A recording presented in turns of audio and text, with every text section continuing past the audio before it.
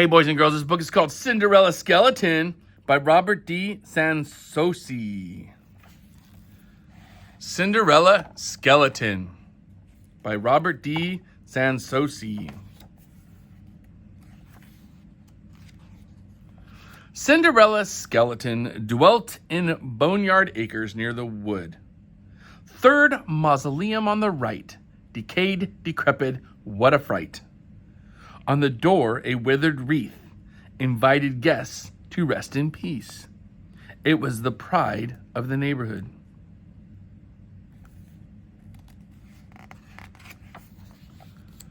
Cinderella's skeleton was everything a ghoul should be. Her build was long and lean and lank. Her dankish hair hung down in hanks. Her nails were yellow, her teeth were green. Her ghastliest haunt you've ever seen. Foulest in the land was she. Cinderella's skeleton's stepsisters treated her with scorn. Grisline was small and mean, and firmly packed with spite and spleen. Tall bony Jane, a scatterbrain, was just as vile and twice as vain. They worked Cinderella from dusk till morn. Cinderella's skeleton, it seemed, her tasks were never done. She hung up cobwebs every place, arranged dead flowers in a vase, littered the floor with dust and leaves, and fed the bats beneath the eaves. She had no time to rest or fun.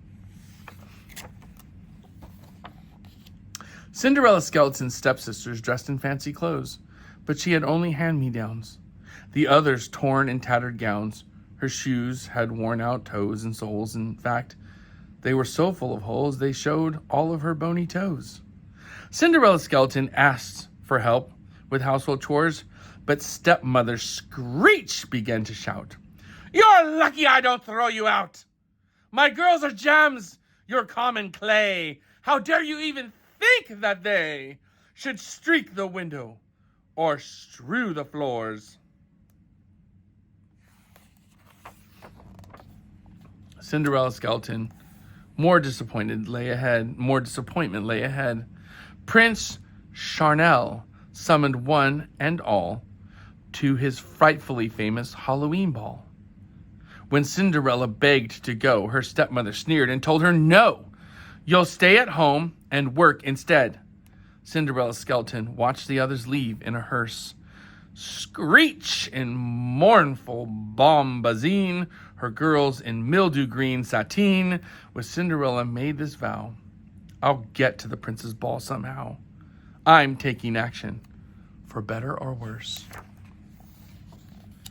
Cinderella's skeleton, off she marched without delay to the good witch in the wood beyond, who cast kind spells with a generous wand. The witch heard Cinderella's plea, then nodded, saying, "Bring to me some things I need, and right away."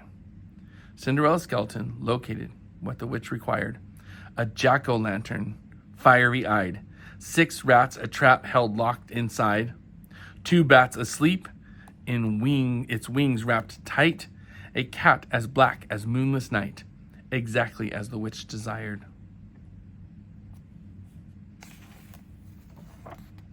Cinderella's skeleton saw witch touch wand. Tip-tap to all. The pumpkin turned to funeral wagon. The rats to nightmares, part horse, part dragon. The bats to footmen at the ready. The cat to driver holding steady. The steeds who speed her to the ball. "Cinderella skeleton," the witch exclaimed, "you need new clothes." Her wand flashed magic to replace Cinderella's rags with a gown of lace trimmed in silky ribbons and bows, while each worn shoe that showed her toes became a slipper with a satin rose. Cinderella's skeleton was eager to be on her way, but the good witch said, "Before you go, there's one important thing to know. You must return before the morning. If you fail to heed my warning, your joy will fade at the break of day." Cinderella's skeleton reached the ball and caused a stir. The guests all turned to stare at where she stood at the top of the palace stair. As she swept down, she heard the buzz of everyone wondering who she was. Then Prince Charnel bowed to her.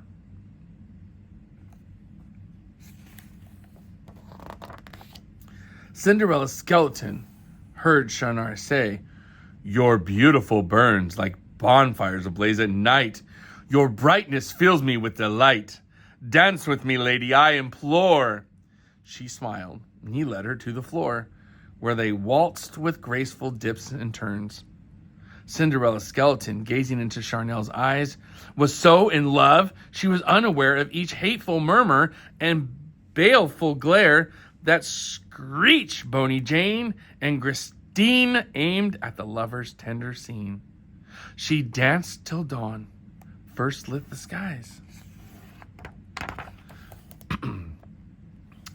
Cinderella skeleton recalled too late the witch's warning. She broke from Charnel's dear embrace and hurried to escape the place. Charnel cried, "You're the answered prayer!" But Cinderella fled down the stair, distressed how near it was to morning. Cinderella's skeleton, her haste, as haste will, brought mishap. As she ran for her waiting carriage, pursuing Prince shouted offers of marriage. She stumbled once, giving Charnel time to grab her foot and cry, "You're mine!" Then off her foot came with a snap. Cinderella's skeleton, ignoring the thump of her footless stump, reached her coach and cried, "Away! I must be home by break of day." They raced pell-mell past the palace gate. The prince kept pleading, "Lady, wait!" And in his hand a foot, in his throat a lump. Cinderella's skeleton, through near dawn, her nightmares sped, but morning caught them in mid-flight. Coach shrank to pumpkin in the light. Cat, rats, and bats flittered away. Raging and limping, she faced the day, her heart still full, though the magic had fled. Cinderella's skeleton, her life grew day by day more grim. Her family worked her without rest. They knew Prince Charnel's mystery guest. She drudged, put halfway through some chore. She dreamed she was on the dancing floor as Charnel asked her to waltz with him. Cinderella's skeleton! Her image filled the prince's mind. His days and nights turned to a blur, whirling round memories of her. So lovelorn, Charnel vowed, "I'll start a search for the one who stole my heart. She must be somewhere I can find." Cinderella's skeleton, until I find you, I will not rest, vowed Charnel, who traveled every place with her slipper foot in a velvet case. But no one, duchess, milkmaid, crone, could match the foot bone to ankle bone. Each snapped the foot off for the test. Cinderella's skeleton, locked up when Charnel came to call. Screech pulled her girl's feet off. 1, 2, saying, "Wire or glue, you're good as new. Surely it's worth this slight distress for the chance of being a true princess. Now hurry, the prince is in the hall." Cinderella's skeleton picked the lock with a longish pin. She heard Charnel's voice, his gentle tones, drowned by her stepsister's wails and moans. Boney Jane's ankle was too large and thick, and Christine's thin as a withered stick. Then Cinderella came limping in. Cinderella's skeleton, while everybody stared wide-eyed, she bowed to Charnel with this request: "Please let me take your marriage test." Her footbone snapped on and held fast. Charnel shouted, "A match at last! Here is my promised princess bride." Cinderella's skeleton, the rarest gem the world has seen. Your gleaming skull and burnished bones, your teeth like polished kidney stones, your dampish skills and dankish hair, there's nothing like you anywhere. You make each day a Halloween.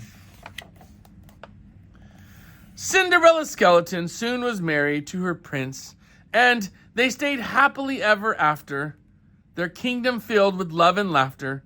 Screech, Ghislaine, and Boney Jane just shriveled with envy and shrank to dust. And no one has seen or missed them since. And it looks like Cinderella Skeleton lived happily ever after. This book is called Cinderella Skeleton. I hope you loved it.